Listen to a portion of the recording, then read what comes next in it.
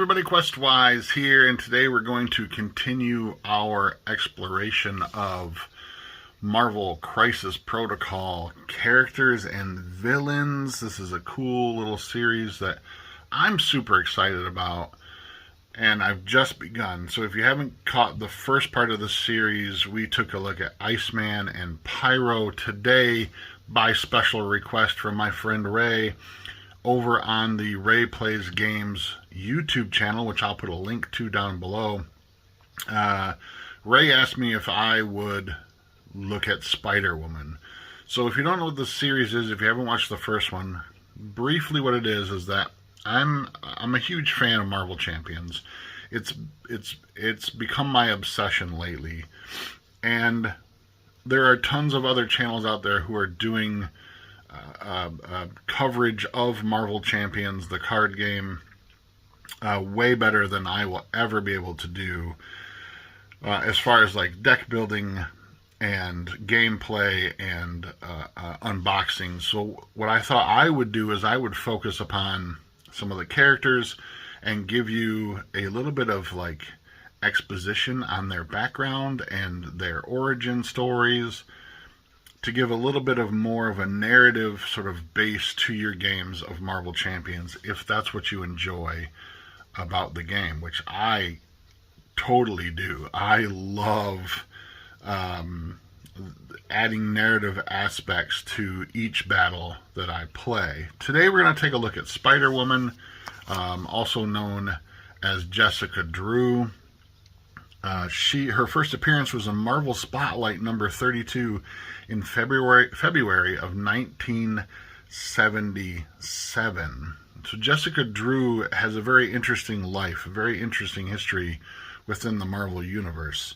The original Spider-Woman, the original Jessica Drew, was born in the 1920s, and she suffered from radiation poisoning, which resulted in her receiving an injection of spider serum from her father's research assistant, who, if you follow the Marvel timeline at all, and some of the older classic stories, and these go way back, right, to the 70s, Jessica's father's research assistant is actually the man who would go on to become the High Evolutionary. But it created within her, while it saved her from the radiation poisoning, it created her alter ego, or her hero persona of Spider-Woman. She gained the abilities of enhanced strength and hearing, superhuman healing. She can emit a mood-altering pheromone, which can affect both males and females, has the ability to adhere to walls, and can project electric venom blasts. So she has quite an array of different powers. I believe that her most famous, or the one she's most notable for, are the pheromones which she can emit, which also helped her in her sort of long storied history of who she became as Spider-Woman. Now, she is not the only Spider-Woman to have existed. She, like I said, was born in the 1920s, and after suffering from this radiation poisoning and having been injected, she remained in a genetic accelerator for decades. When she came out, she sort of fell in with Hydra and became a super spy as well as an assassin. During that time, she was known as Arachne. Nick Fury eventually encountered her and convinced her to leave Hydra organization and join S.H.I.E.L.D. In and amongst that sort of storied past in history, throughout her becoming an assassin and a spy and an agent of S.H.I.E.L.D. and changing sort of her focus of who she was, whether she was a villain or whether she was a hero, she at one point lost her powers to a woman named Charlotte Witter, who then took on the persona of Spider-Woman. While she had lost her powers, she began to mentor a young woman named Martha Franklin, also known as Maddie, who was the niece of J. Jonah Jameson, who she named as Spider-Woman as well. Later, she regained her powers, and she's gone on to become an agent of S.H.I.E.L.D. and a member of the New Avengers. So there's a lot of story to history between her becoming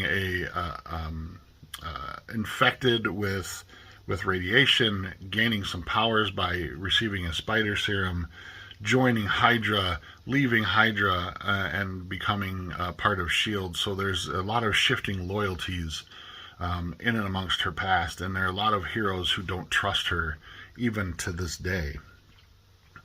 In the Marvel Champions game itself, each hero has a signature villain, and hers, of course, is the Viper. Now, the Viper, again, just like Spider-Woman, has a long and varied and crazy history amongst the Marvel Universe. The Viper, also known as Madame Hydra, supposedly, there's a lot of mystery, a lot of enigma surrounding this character and who she is, and if she really is the Viper, if she truly is the Madame Hydra, which Madame Hydra is more of a title than it is a name of a particular person.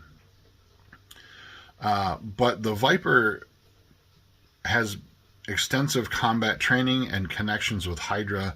She was also at one point the very first woman to take control of the Hydra organization in New York and the presence that they had within that city. She originally battled Captain America as Madame Hydra, but later took on her alias as the Viper, and was known for quite a long time as the world's most dangerous terrorist amongst the Hydra organization. There were many, many others who took this title. There were actually 5 others who took the title of Madame Hydra.